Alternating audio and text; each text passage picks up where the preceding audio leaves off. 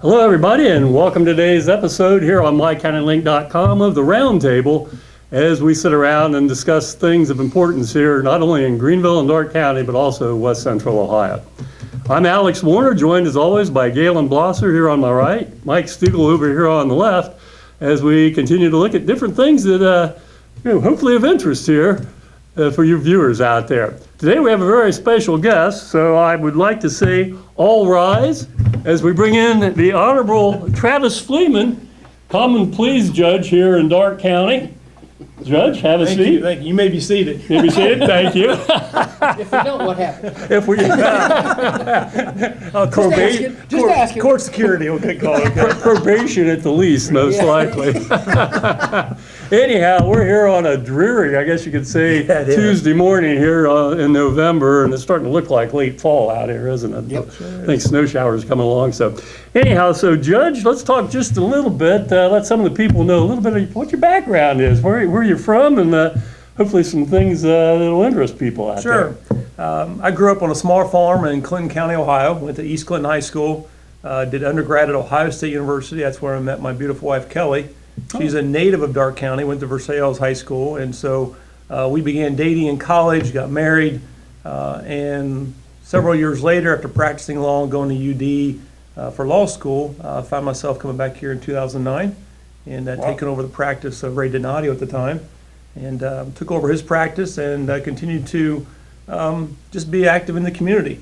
My wife and I have a daughter, and went to Versailles High School. And so we've stayed active in the community, and then obviously had an opportunity to become judge a couple years ago. Yeah, and you said you went to East Clinton High School, and what kind of a farm were you on? So it was a small farm. My father was the ag teacher back in the day. Really? Okay. So my mother worked in the lunch line, so I always teased everybody that they knew my grades and what I ate sometimes before I did. But East Clinton High School, I had 74 in my graduating class. Lees Creek, Ohio, has no stoplight, so it's out in the middle of a farm or cornfield. So it's very similar to rural America that we have here in Darke County. So I felt really comfortable coming back here when we had an opportunity to come back here, and Darke County was always very welcoming to me as well. Yeah. And you were real heavily involved in FFA then, with your dad being an ag teacher. I was. So that became kind of my primary focus in high school. I had the privilege of being state FFA president back in the late 80s. Really? And took a year off of college and traveled around the state of Ohio, representing the organization, and then going to Ohio State with a major in agricultural economics. You still have your blue jacket? I have several of them hanging in the closet. I don't think they fit anymore. Yeah, that's just what I was going to ask. Well, that's interesting. State FFA president. That's right. Wow. Yeah. Hey, one thing I've always had to ask, and then Gaylen and Mike will jump in here. How in the world does a school like East Clinton, which basically is out in the middle of absolutely nowhere, Lees Creek, how do you guys get the nickname for your sports teams of the Astros? That's a great question. And that's why I asked. I don't know that I have the answer to it. I know we were teased many times because we really did have a mascot, and the emblem on the wall in our gym looked more like a flying meatball than it did an Astro. So we were part of the old KTC conference back in the day. Yeah, Kent and Trace conference. And so I'm not real sure where that originated, but it's stuck over the years. Yeah. It doesn't have near the history of athletic performances like you have in the MAC around here. But I'm an Astro. Did you guys ever play Blanchester? We play Blanchester quite often. Yep. So yes. I think I had one of your games once. Okay. Does East Clinton have a new school building from when you were in school, or I don't think so. I mean, they upgraded back in the early 80s. I graduated there in 88, so we were in a new school at that time. I think there's been some expansion since then. Okay. But I think, we were in basically East Clinton, the school district was broken into two elementaries, one in New Vienna, Ohio, and one in Sabina, Ohio. And then the high school was kind of in between both of them in Lees Creek. I think my wife had two cousins, both graduated from East Clinton, if I'm not mistaken. Your FFA. Correct. What kids today, Versailles has a great program. They do. Greenville has a new instructor. What does FFA do for a young person, boy or girl, if they don't live on a farm? How can they be involved? I think there's a number of ways. That organization has evolved over the last 20 years. Dina Webker is just a fantastic instructor over there at Versailles. It just puts in an incredible amount of time and energy into that program, along with her husband Jeff and the family. I think the FFA offers, if someone can find some kind of agricultural pursuit, it doesn't have to be on a farm, much like 4-H is open to lots of different options to become a 4-H member. I think the FFA has evolved in something similar to that. People can work at the meat counter at your local delicatessen and qualify for an agricultural occupation or at least practice in that area. So I think there's a lot of opportunity to become involved and have a program or project. But I think the leadership and the extracurricular activities, public speaking, parliamentary procedure, a number of those programs that we are so in need once you're adults, how to run a business meeting, how to get up and speak to people, how to conduct yourself in a job interview. Those kind of skills are lacking in the workplace. I think the FFA is a great organization that helps educate someone on some of those skills and gives them the confidence to become productive members of a community. Okay. Do you think some of the skills you learned in FFA have helped you here? Oh, without a doubt, without a doubt. Public speaking was probably the biggest component that I kind of rely upon, whether it's a prepared presentation where you're preparing ahead of time what you're going to say, or to speak extemporaneously and think quickly on your feet and be able to make decisions. I think that exposure was very vital to my occupation now. Parliamentary procedure that I mentioned before, the ability to run a meeting and know how to just manage a committee. Those kind of skills I think have always been important in the organizations I've been able to be involved in and in the role I have now as well. Well, I think that background of learning to speak extemporaneously and quick on your feet will fit in quite well with this group of people I hope so. here today. Yeah, because we never know what we're Yeah, going we to say. have no clue what we're saying. How did you decide to go into the practice of law? How did you have to decide to go to UD to law school?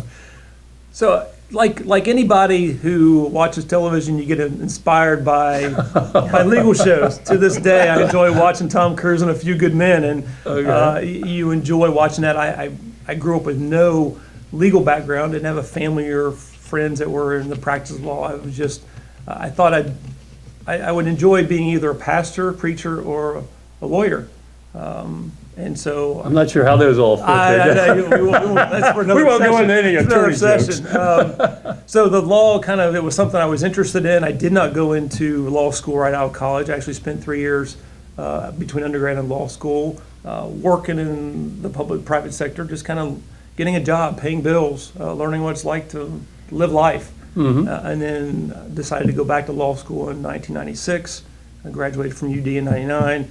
Had an opportunity to go to UD or UC for law school. My wife was a dental hygienist at the time for Dr. Locke here locally. Oh, okay. So we lived just outside of Bradford, Ohio, and I drove back and forth to UD Oh, wow. for 3 years while she continued to kind of support our family financially as a dental hygienist, and that's kind of how things evolved in the late 90s for us. Yeah. So you said then you came to Darke, took over Ray Donatio's practice in 2009. You had a 10-year gap between getting out of law school and there. What were you doing at that point in time? So practicing for big law firms. My first practice was for Jackson and Kelly down in West Virginia. Had an opportunity to go down there right out of law school. Enjoyed that practice. That practice kind of evolved into me coming back to Southwest Ohio and working at Dinsmore and Scholl in Cincinnati, Ohio, which is a very big law firm, international law firm now. And was there until basically 2009 as well, when I had an opportunity to come back here. My youngest brother was with Dinsmore and Scholl for the start of his legal career and so forth. That is a big firm. It's a big firm, and it's even bigger today. So anyhow, so we get back to Darke County, so we take over a private practice and so forth. What were some of the things you enjoyed about private practice, and maybe some of the things that, didn't quite suit you? It was different because at Dinsmore, I was focused on mass tort litigation, so I'm always in the litigation phase and working with major clients, a lot of office work. When I came back to Darke County and took over more of a private practice, solo practitioner approach, now you had to know a little bit about everything, not just focusing on becoming an expert at one thing. So there was a little bit of learning curve there in terms of learning some things. I think I fit in well with the clientele. I grew up on a farm, I grew up in a rural community. I think I fit in well there, but just learning the different things. I enjoyed, though, the opportunity to sit in a conference room and meet with clients one-on-one throughout the day and help them plan and prepare. I did a lot of estate work, a lot of real estate work, a lot of estate planning. So it was an opportunity for me to think ahead, to plan ahead, to give them hope and perspective on a plan. I think they valued that. I miss that, quite honestly. I miss that component, that one-on-one interaction with clients. But I enjoyed that very much. And the transition was, instead of sitting in an office by myself for the most of the time at a big firm, now I'm in a conference room with a variety of clients throughout my day. And I enjoyed that, but it was certainly a transition. Yeah, I know I was the client of the good judge here and so forth. I certainly appreciate that plea bargain you worked for me. Got a reduced sentence. Should have left him there. Anyhow, yeah. Maybe I shouldn't have mentioned that. There's a story. Travis, what were you thinking? There's a chance to get back at me right now. Gaylen, what you got for us here? Well, today, police officers, deputies, they have a rough way to go today. I mean, I think here locally they're probably respected, but nationally they've taken a hit. How do you feel about when you have in court, you support the police and our security? Is that a tightrope to walk? Not really, mainly because I'm not usually the trier of fact, so the jury is in many instances. So I'm not there judging the credibility of what law enforcement did or didn't do many times. My role is to make sure that proper procedures are followed, that due process of a defendant has been supported and honored. But then you leave it to the trier of fact as to whether or not is there sufficient evidence to find them guilty of a crime. Sheriff Whitaker and I think, have a great relationship. I appreciate everything he's done. I may be viewed as slightly different than my predecessor. I know I have a maybe slightly different philosophy on how a case is handled. Still want to accomplish the same goals, maybe slightly different approach. But I think law enforcement around here, like you agree, I think they're much more respected than what perhaps they are nationally. I think we've got a great group of law enforcement, whether it's on the county level or in our local cities and villages. I see many of them often. They provide great resources to the court and security for the courthouse. So I think we have a great relationship. I appreciate everything they've been able to offer and do to kind of support my judicial philosophy, I guess. Okay, what is your judicial philosophy? What is your basic, you always go back to? Sure, and if you sat in my courtroom, you'd probably hear me say this at least on a weekly basis. The legal system, in my viewpoint, is designed to create a change of attitude and change of behavior. And so how do we do that? Now, some crimes require punishment. The crime in and of itself requires an element of punishment. But I think there also needs to be a focus on how do we deter others from committing the same crime, and how do we rehabilitate this person, have a change of attitude or change of behavior, so that they're not committing a crime again. And that's often my message. And then the question becomes, with this particular individual, what's appropriate? What is appropriate punishment? What is appropriate means to create a change of behavior or change of attitude, sometimes when they themselves don't want to? And so how do we accomplish that becomes maybe the biggest challenge for our legal system. Hey, what piqued your interest in becoming common pleas judge? And how long have you been on the bench? And then also, what is involved? What's your scope? What's your area that you oversee as far as common pleas judge? Judge was never something I thought I'd want to do, quite honestly. In fact, I had a number of people over the years say, have you ever thought about being judge? And my response many times was no. I enjoyed my practice. I enjoyed working with clients. We had a great rapport with my clients. It's probably one of the biggest challenges I have is having left my clients behind. So I enjoyed that practice. I wasn't running away from anything. But a number of people on multiple occasions over several years had come to me and inquired about me becoming a judge. And I became more and more open to that idea. I prayed a lot about it. My wife and I prayed a lot about it, trying to figure out what is our calling, what is my calling. And to be quite candid, I simply decided, you know what, God, if this is where you want me to go, I will follow. You need to lead, but you need to really make it very, very clear. This is the direction you want me to go. And I think he put things in place. He put people in place to make that clear for me and my wife. And so it wasn't something I pursued so much as I think it called me. And that's not to be arrogant or egotistical. I just think I was open to a different perspective, even though perhaps it was uncomfortable. It was going to require some economic sacrifice, but we were willing. And my wife was a big supporter of that, and certainly wouldn't have made that transition had she not been a supporter of. And you of took that. over the bench when? Took over the bench January 1st of 2023, so I've been on the bench almost 2 years now. Okay. And what all do you cover then? Sure. So we basically have two common pleas judges in Darke County. I am one of them, and Judge Aslinger is the second common pleas judge. I handle the general division, which handles criminal felonies and most civil matters, as well as the domestic relations component, divorces and dissolutions. Okay. Judge Aslinger handles probation and juvenile matters. And then Judge Monin, who's our municipal judge, she handles the municipal docket, which includes a lot of misdemeanors, traffic violations, citations. She would have a better description of all the kind of cases she handles. But getting back to, I handle the general division, felony crimes, most civil matters of significant value, and the domestic relations component. Okay.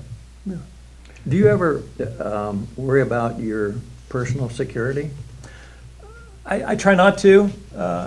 In the introductory orientation programs presented by the Supreme Court to all new judges, that was one thing that they spent a lot of time trying to indoctrinate us new judges on the need to watch your personal security. I'm a man of faith, but I'm not stupid. So, you know, I can't control everything. I can make good decisions. I can surround surround myself with good people. I have a great bailiff, Chip Roberts. We have a great law enforcement group. I have great security at the courthouse. There's been occasions where there's been threats, emails or other whatever, and you back up and say, okay, is this truly somebody making a threat? Or are they just spouting off and they're angry at what the current outcome is of their situation? Luckily, there's been nothing that we've had to react to. But I take it seriously, but I don't get overwhelmed with it. It can paralyze you if that's your concern. And so I've avoided it having that kind of effect on me. I would assume that Darke County doesn't have near the problems the bigger cities do and have. So what is probably the biggest problem you have to deal with? Wow.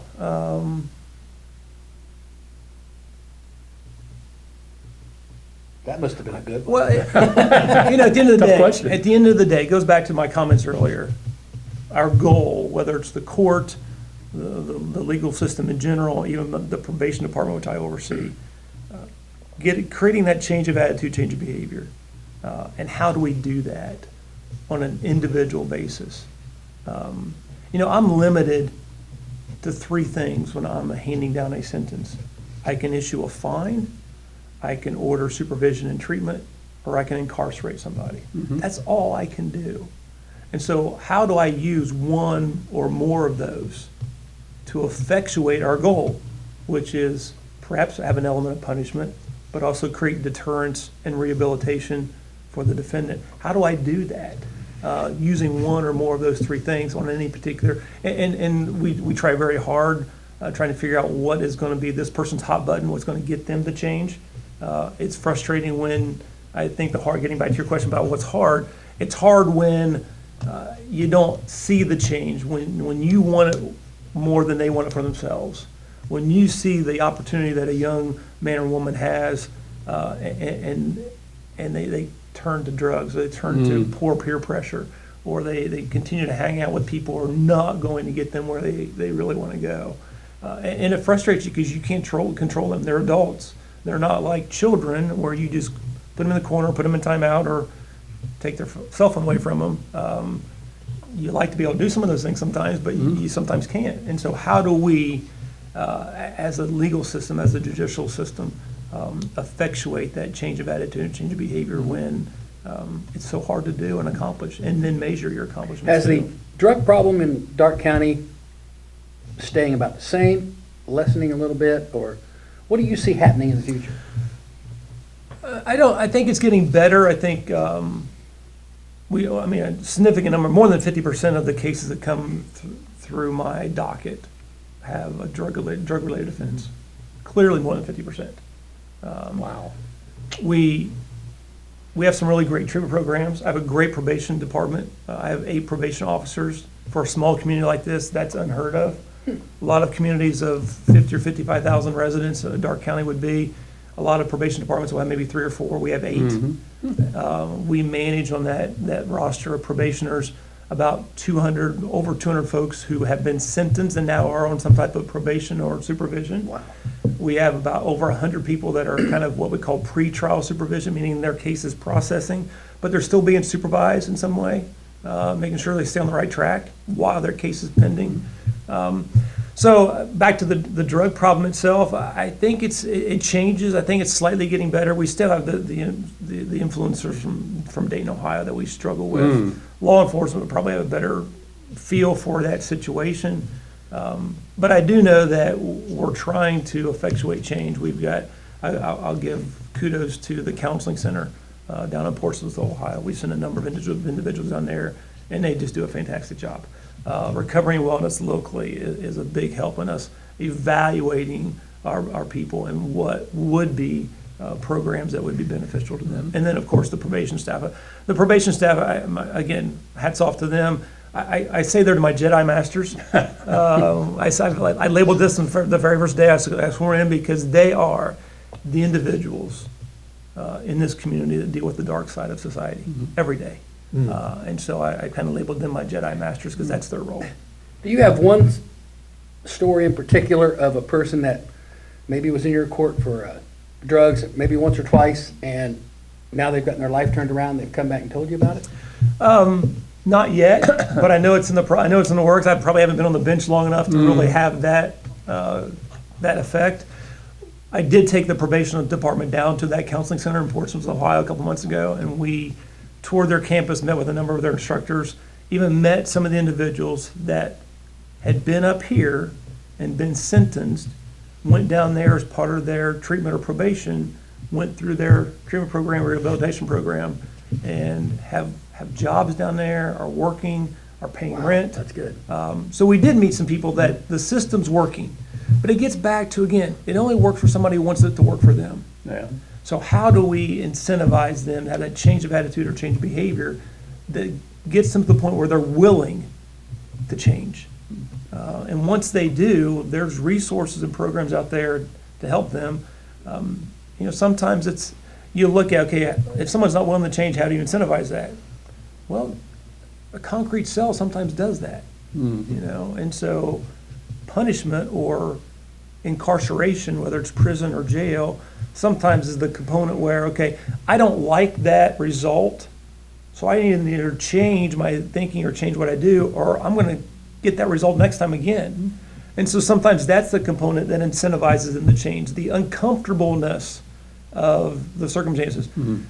Mr. Warner, you've coached before, you understand, some kids, it's pain or pleasure, and you motivate someone by either rewarding them for good behavior or punishing them for bad behavior. Yeah. And no different than an athlete. You can lead a horse to water, but sometimes it's tough to make him drink. And some of them need a Waterboarding. A good swift kick. Some need you to grab their face mask and yell at them a little bit, and other ones need just a tap on the back and say, you can do better. So I've got 2 questions here. So are you ever frustrated by how you're limited according to what the law says? You'd like to do this, but you know that you're locked in to certain parameters on what you can administer. And then the other part of that, then after you answer that, I'd like to know, what's your typical caseload like? Sure. Over the course of a week or month, whatever. The law gives me a lot of flexibility Okay. in terms of sentencing. I don't know that I've been frustrated very often about I don't have on my table what I want to have. I think the challenge I maybe ran into on a few times is, let's say someone who's convicted of a felony of the 5th degree, which is a low-level felony, usually a drug case of some kind, but it's their 15th one. Okay, and so what are we going to do to change attitude, change behavior? It's kind of hard to impose a prison sentence on them. Usually it's local jail, okay?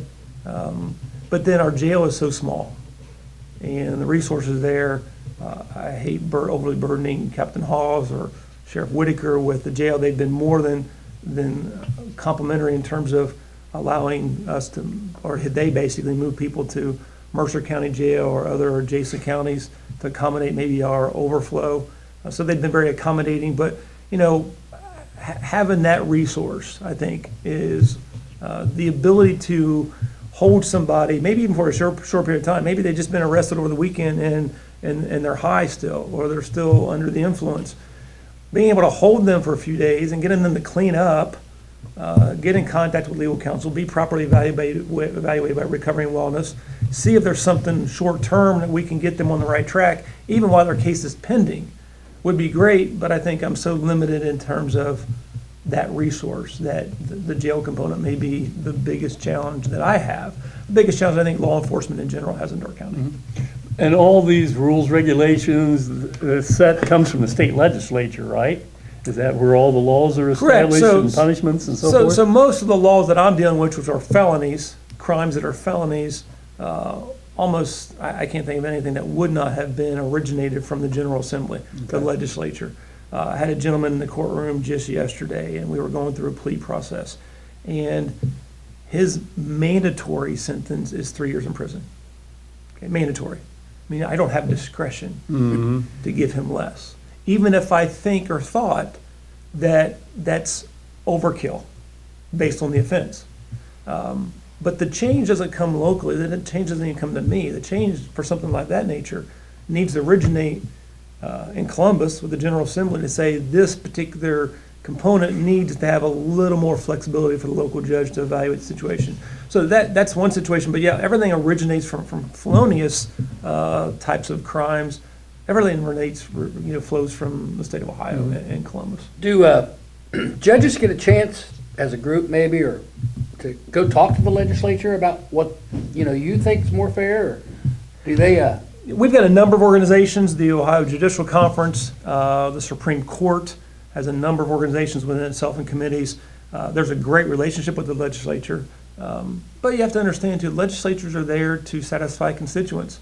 And sometimes, for example, Marcy's Law. Marcy's Law is the right for a victim or victim representative to be notified of what is going on in a case that relates to them. Well, Marcy's Law has grown in its thumbprint over the last couple of years, and I can understand why. I mean, what legislature, state representative, state senator is going to tell their constituents, their voters, no, we don't think you need more notice, or we don't think you need to be as involved in a case that affected you or you were a victim of. That's not likely going to happen with someone running for office needing to conjure up votes. But it really puts a huge burden on the prosecutor's office, law enforcement, and the court to provide notice and input from victim or victim representatives, because they're still not a party to the case. The party is the state of Ohio and the defendant. We have a victim, no denying that, or an alleged victim perhaps.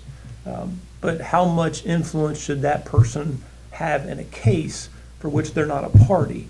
I think has been a real challenge for, like I said, the prosecutor's office, law enforcement, and the courts. So your typical caseload, how does that, Sure. on an average week, say, for example? Like you're here with us this morning. I feel like we've gone through trial. I'm sure that's the case. In terms of structure, my Mondays and Thursdays are extremely busy. We've got a public defender group called ILAF, and their attorneys are in on Mondays and Thursdays, and we review all their cases on those days. So Mondays are full of cases. Every 10 or 15 minutes, there's a new one practically on Mondays and Thursdays. Tuesdays and Wednesdays are usually docketed for trial work. And so most of our jury trials are slated to happen on a Tuesday. And then Fridays are a lot of my civil work, whether it's conference calls or pretrials with civil cases usually are slated for Fridays. Caseload-wise, for example, we may have anywhere from 3 to 9 jury trials scheduled on a single Tuesday. Wow. Okay. Wow. And the reason you do that is you don't know which ones are going to need continued, which ones are going to resolve by plea. And so there's no way, I mean, if I have my docket on an basis, I have about 300 new criminal cases a year. Wow. 300 new civil cases a year, and about 100 domestic relations cases a year, give or take. So approximately 700 new cases are flowing through my court on an annual basis. So there's no way you just, okay, this day is for this case. You build it deep, 8 or 9 back, because you don't know where you're going to go. You need to be efficient with your time and the court's resources. So it's not uncommon for us to have 8 different trials scheduled for the day, but it's also not uncommon for all 8 to plea or get continued, and Tuesday is now open. And so I can do other things in the court, but I'm not in trial where I thought I would be.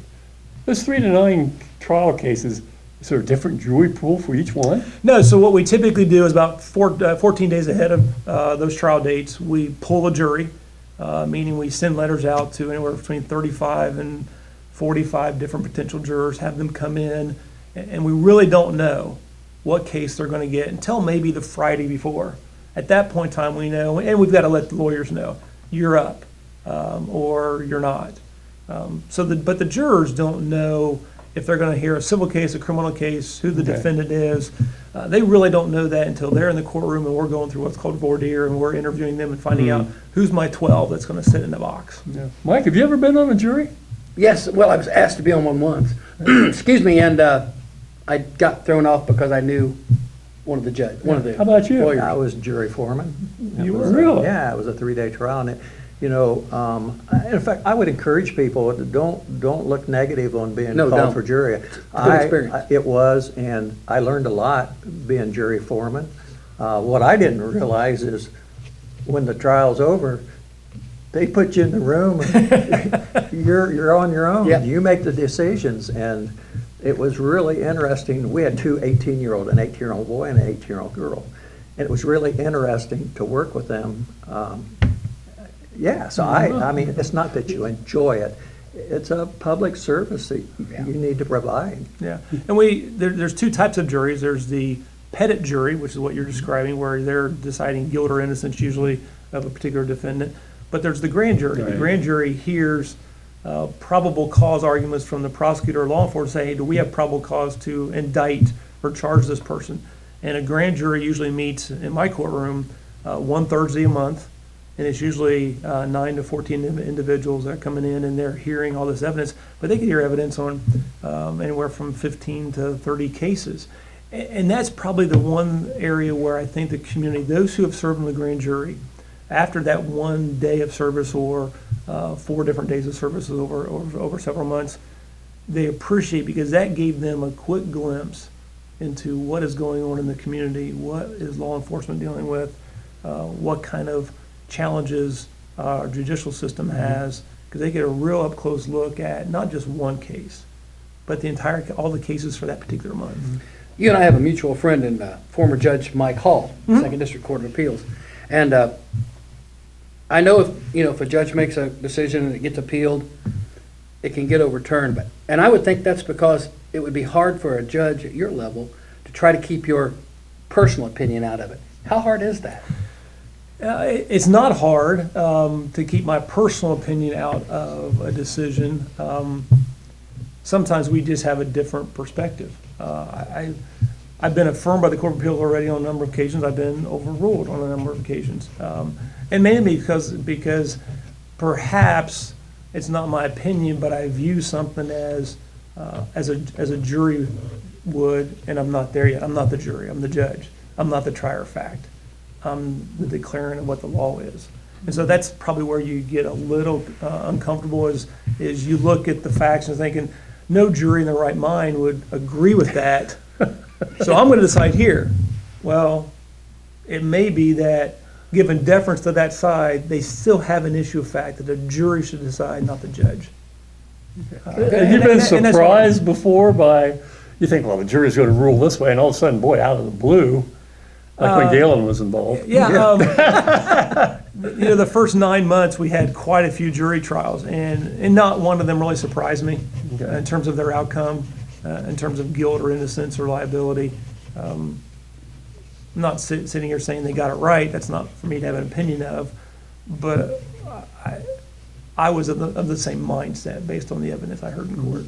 So you took over in January of '23, so you're coming up on 2 full years now. You have a 4-year term before you go I have back? a 6-year term. 6-year term before you 6-year go term. back on the ballot? Correct, Okay. correct. Okay. Do you have to do homework? Do you take work home with you? I would think you would have to do a lot of research and studying on each case. Not necessarily each case, unless again, the court is only activated when it's asked to do something. So I, as a judge, only act on a case if there's been a motion or a request or an application sent. Now I want to know what the law is on a particular charge, so when it comes time to instruct the jury what the law is, I've done my research. But that doesn't take nearly as much time as there's a motion for example, summary judgment in a civil matter, and I've got to read through multiple depositions, multiple briefs, weigh both arguments. That requires a significant amount of research, and then come up with maybe I agree with this, but now are they citing the right case law? Is the case law they're citing really say what they say it says? And so I'm kind of double checking what the lawyers are telling me to make sure that they're being honest with the court as well. So there's a considerable amount of research. I've got a couple cases right now on my desk that will take, I was in the office quite a bit Sunday afternoon after church. I was in the office a little bit Saturday morning. So it ebbs and flows a little bit, though. There'll be times where I don't have as much, and there'll be times I have 4 or 5 fairly large projects that require some extra time. Okay. I was just thinking, I was kind of envious of you two both having been on juries before. I've been a Darke County resident most of my life, and I've only been summoned or called twice, and both times is when we lived in St. Louis. And for some reason, they refused to fly me back to participate. I think it's either that or they just maybe questioned my judgment anyhow. No. Not at all. Not at all. As we get ready to wrap things up, final question, Gaylen? Would a new jail help our community? I know it's small, we have to send them out, that's expensive. Do we need a new jail? I would be in support of that. That's a high dollar figure.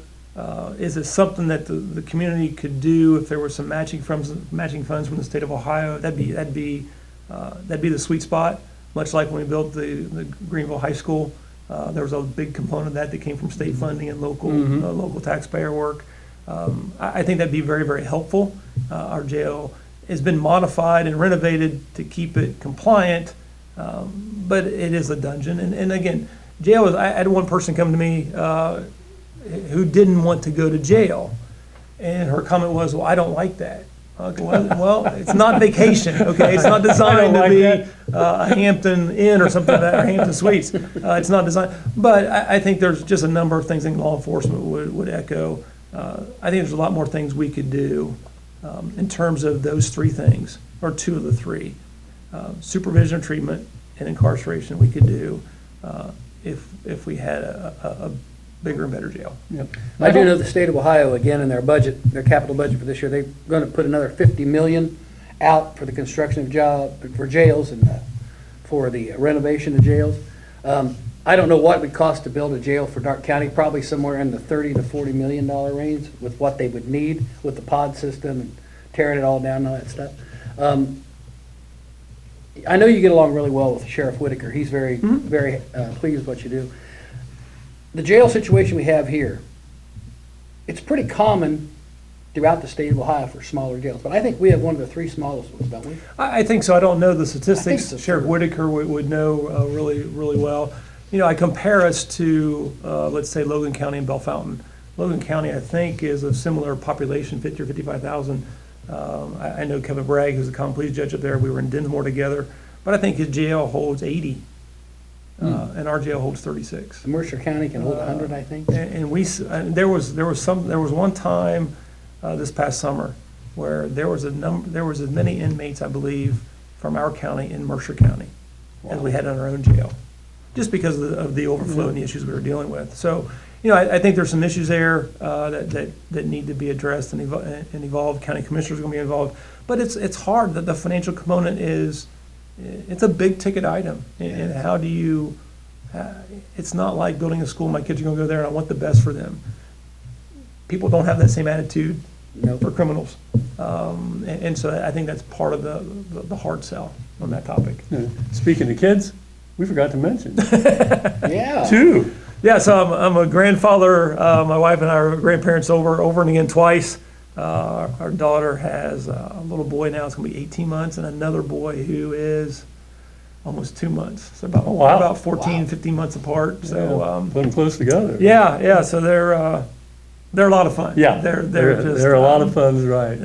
They create joy in your life, no matter where you're My at. brother and I are 14 months apart, and look how I turned out. Yeah, that's what worries me. Anyhow, hey, we could go on because there's so much that this man could present, and we certainly know that the legal system's in good hands with Judge Fliehman and his cohorts up there at the courthouse and everything. And certainly appreciate you taking time out of your busy schedule.